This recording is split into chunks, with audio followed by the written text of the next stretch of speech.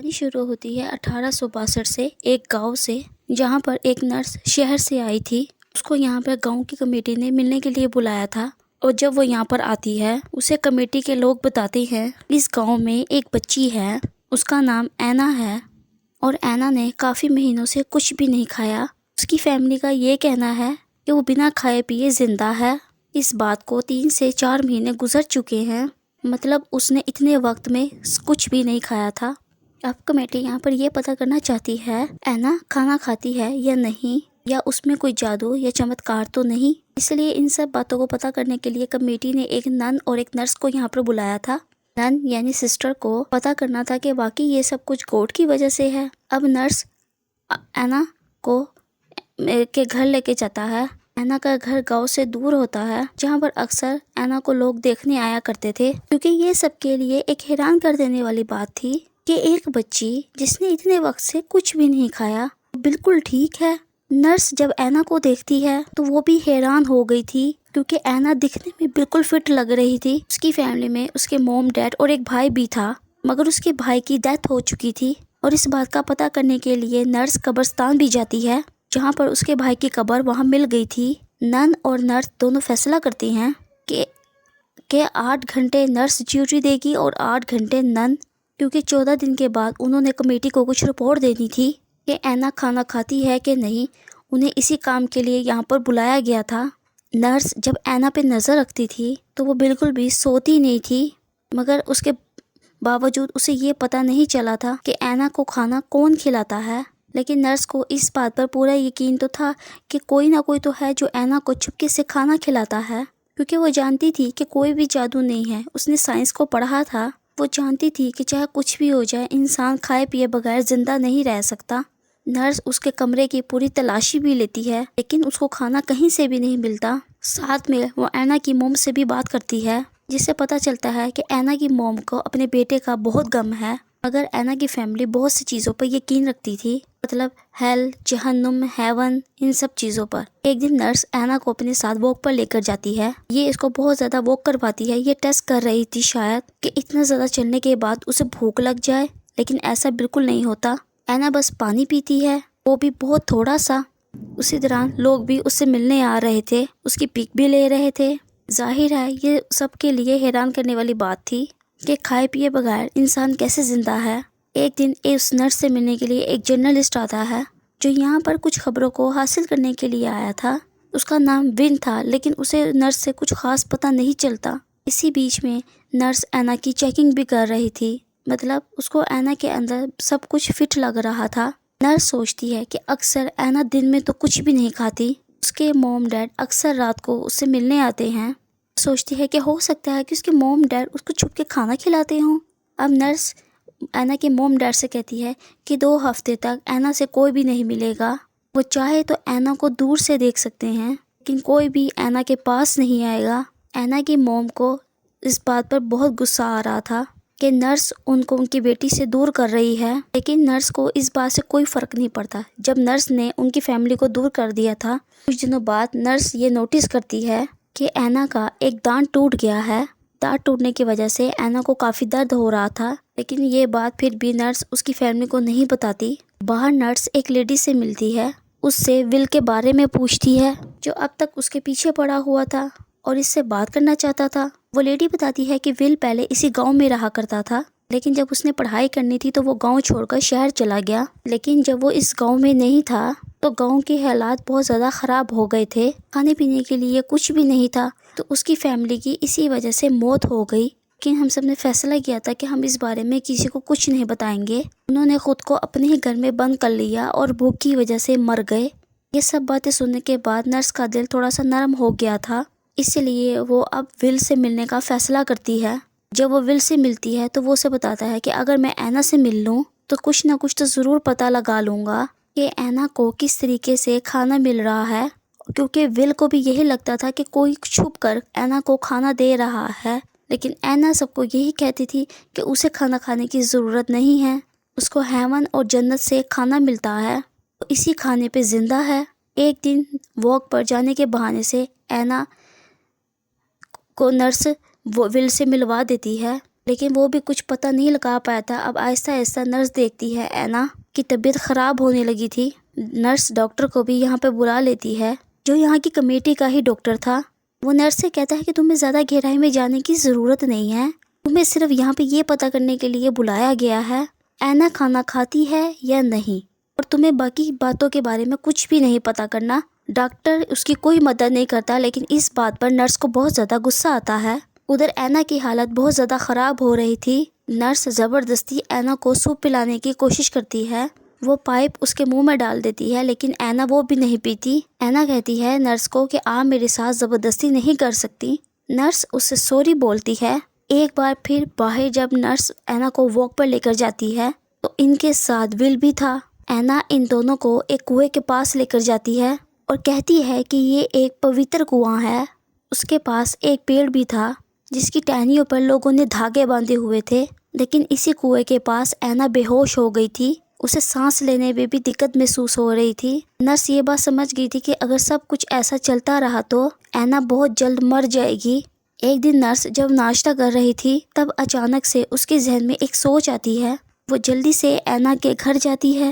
وہ کہتی ہے اینا سے کہ جب تمہاری موم ملنے کے لیے تمہارے پاس آتی ہے تو اپنے منہ میں چھپا کر تمہارے لیے کھانا لاتی ہے، جس سے تمہیں کھانا ملتا ہے، کہ اس کی موم نے اسے بتایا تھا کہ یہ کھانا ہیون سے آیا ہے۔ اینا صرف 11 سال کی تھی، اسے بچپن سے ایسی باتیں سکھائی جا رہی تھی، اس لیے انہوں نے اس ساری باتوں کو اپنے دماغ میں بٹھا رکھا تھا۔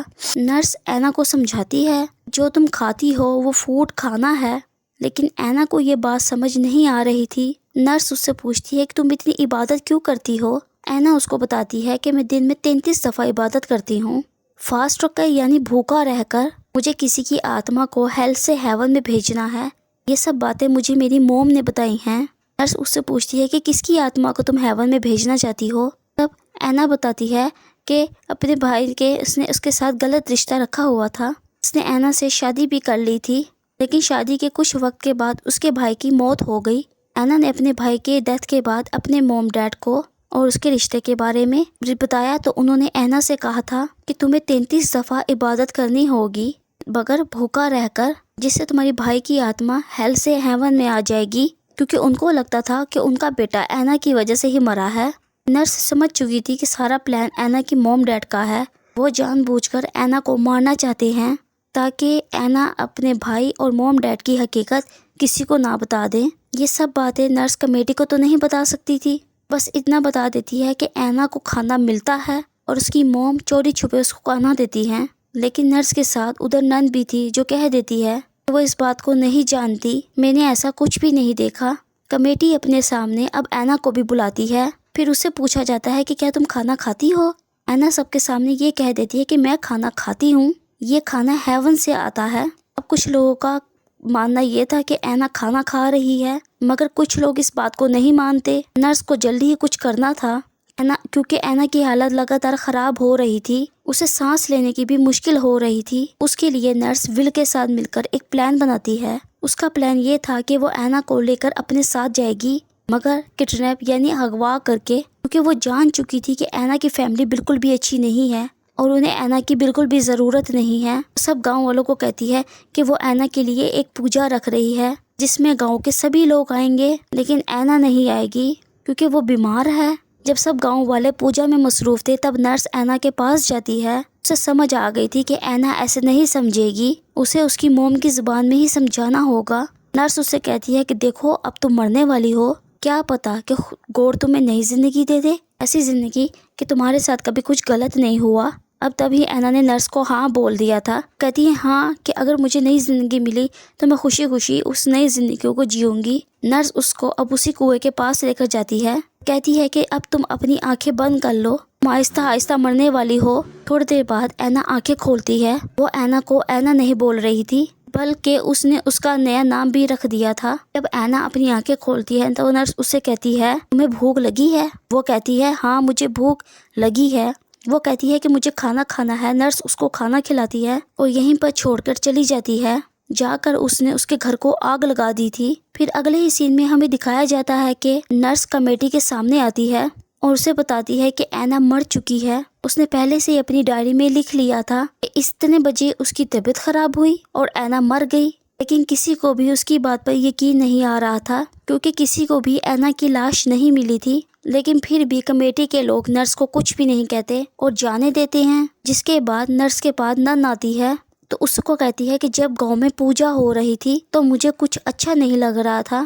جب میں واپس آئی تو میں نے کہ ایک آدمی گھوڑا گاڑی پر اپنے ساتھ اینا کو لے کر جا رہا تھا۔ نرس اب نن کو سب کچھ بتا دیتی ہے۔ نن اس سے پوچھتی ہے کیا اب وہ بہتر جگہ پہ ہے؟ نرس کہتی ہے جی وہ محفوظ ہے اور ایک اچھی جگہ پر ہے۔ اس کے بعد نرس بھی گاؤں چھوڑ کر چلی جاتی ہے۔ اس پورے کام کے لیے نرس کو پیسے دیے جانے تھے لیکن کمیٹی نے اسے کوئی پیسہ نہیں دیا تھا کیونکہ انہیں ابھی تک اس بات کا پتہ نہیں چلا تھا کہ اینا کھانا کھاتی تھی یا نہیں، یا پھر گوڈ کی طرف سے اسے کھانا ملتا تھا۔ دراصل کہانی میں یہ وہ وقت دکھایا گیا ہے جب ایسی باتوں پہ بہت یقین رکھتے تھے، جیسا کہ کہا جاتا ہے کہ کالی بلی اگر آپ کے آگے سے گزر جائے تو آپ کے ساتھ اچھا نہیں ہوگا۔ جیسے کہ نمبر 13 نمبر کو اچھا نہیں سمجھتے تو اب ان باتوں پہ یقین نہیں کریں بلکہ اپنے اوپر یقین کریں کہ آپ کیا کر رہے ہیں اور کیا کر سکتے ہیں، کیونکہ اس وقت کے لوگ ان سب چیزوں کو ہی مانتے تھے۔ نرس اینا کو لے کر شہر میں لے آئی تھی، ول بھی ان کے ساتھ تھا۔ یہ سڈنی میں آ گئے تھے اپنی نئی پہچان کے ساتھ۔ نرس نے سب کو یہ نہیں بتایا تھا کہ اینا کے موم ڈیڈ اور اس کے بھائی نے اس کے ساتھ کیا کیا کیا، بلکہ نرس کو اینا کی صرف جان بچانی تھی اور اسے اپنی بیٹی بنا لیا تھی اور ول کے ساتھ شادی کر لی تھی۔ یہ تینوں ہنسی خوشی زندگی گزار رہے تھے۔ اب ہم ونڈر وومن کو ایکسپلین کرتے ہیں۔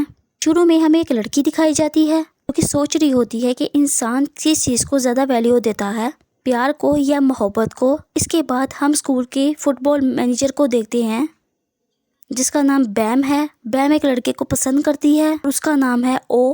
یہ او کے پاس جاتی ہے اور اسے کہتی ہے کہ کیوں نہ ہم آج آئس کریم کھانے کے لیے جائیں، مگر وہ اس کی بات نہیں سنتا اور کہتا ہے میں نہیں جانا چاہتا کیونکہ آج میری موم کے ساتھ بہت ہی اہم میٹنگ ہے۔ یہ سن کر بیم پریشان ہو جاتی ہے۔ یہاں پر ایک کوچ بھی آتا ہے کہ ان کی فٹ بال ٹیم کا کوچ ہے، تو یہاں پر ایک نیو مینیجر کو لے کر آیا ہے۔ اس نیو مینیجر کا نام ہے نینو۔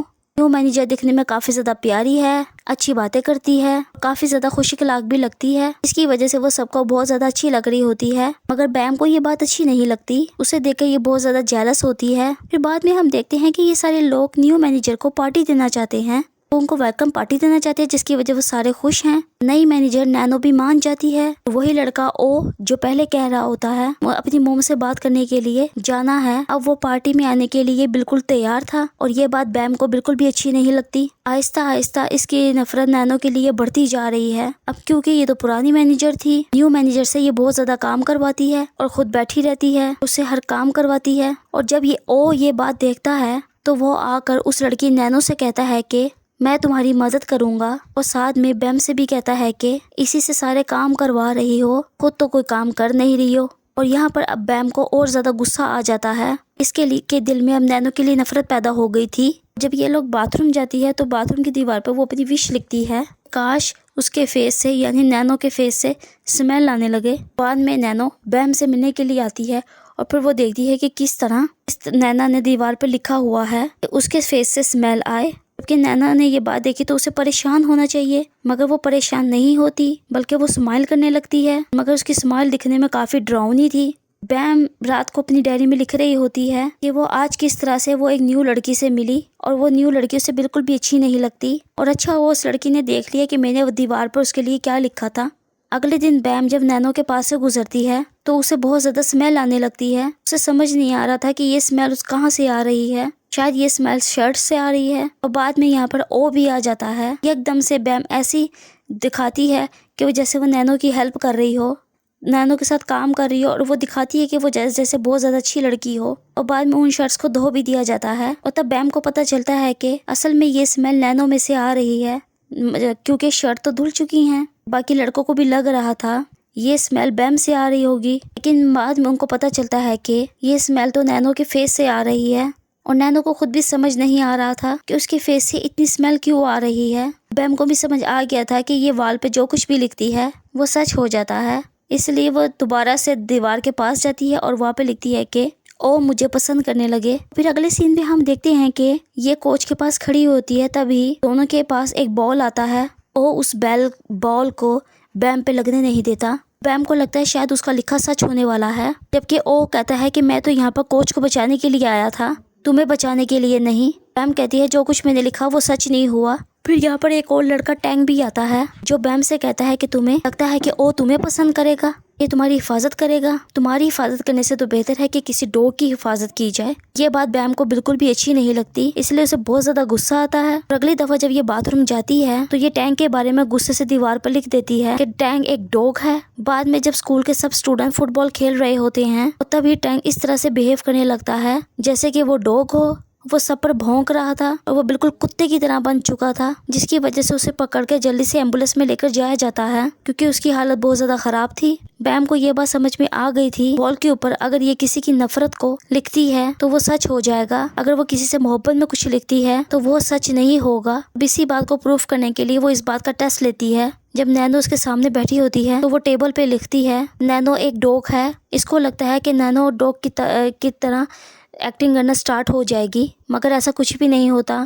مطلب یہ اگر چاہتی ہے کہ نینو بھی ڈوگ کی طرح سب کچھ کرے اس کے لیے اسے باتھ روم کے اسی دیوار پر لکھنا ہوگا کیونکہ وہ دیوار میں میجک ہے، اس لیے وہ باتھ روم جاتی ہے۔ وہ دیوار پہ لکھنے والی ہوتی ہے جب اسے باہر سے آوازیں آتی ہیں کہ کچھ لڑکیاں ایک لڑکے کو بولنگ کر رہی تھی، وہ اسے بہت زیادہ تنگ کر رہی ہیں اور وہ لڑکی کافی پریشان ہے۔ یہ بیم اس لڑکی کی مدد کرنا چاہتی تھی، اس لیے یہ باتھ روم سے باہر آتی ہے، پھر اس لڑکی سے کہتی ہے کبھی کبھی کسی کو تکلیف پہنچانے کے لیے، کسی کی نفرت کے لیے اگر ہم دیوار پہ کچھ لکھے تو سچ بھی ہو جاتا ہے۔ اس لڑکی کو اس کی بات پہ یقین نہیں آتا اور وہ وہاں سے چلی جاتی ہے۔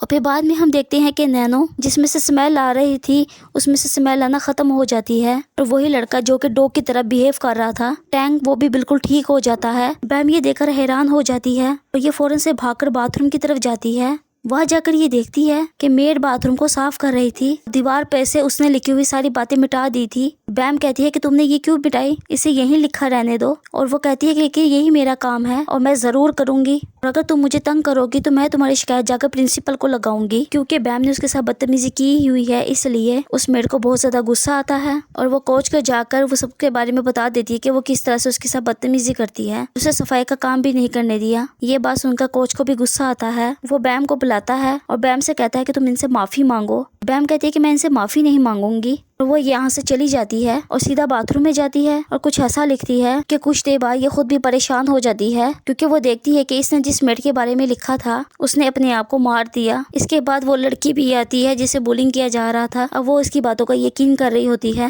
بعد میں ہم دیکھتے ہیں کہ نینو رو رہی ہوتی ہے اور رو کے بیم سے پوچھ رہی ہوتی ہے کہ میڈ نے اپنے آپ کو کیوں مار دیا، وہ تو کافی اچھی انسان تھی۔ نینو کی باتیں سن کر بیم کو بھی برا لگ رہا تھا، اسے اپنی غلطی کا احساس ہو گیا تھا۔ اس نے دیوار پہ لکھا تھا کہ وہ میڈ اپنے آپ کو خود ہی مار دے اپنا گلا دبا کر، کیونکہ اب اسے اپنی غلطی کا احساس ہوا تھا، اور یہ فوراً سے باتھ روم میں جاتی ہے اور وہاں جا کر اپنے لکھے ہوئے الفاظ مٹانے لگتی ہے۔ اب اسے مٹانے کے بعد یہ باہر آتی ہے تو وہ کچھ لڑکیوں سے سنتی ہے وہ میڈ جو کہ مر گئی تھی وہ یکدم سے زندہ ہو گئی ہے اور بالکل ٹھیک ہے، ایسے جیسے اسے کچھ ہوا ہی نہیں تھا۔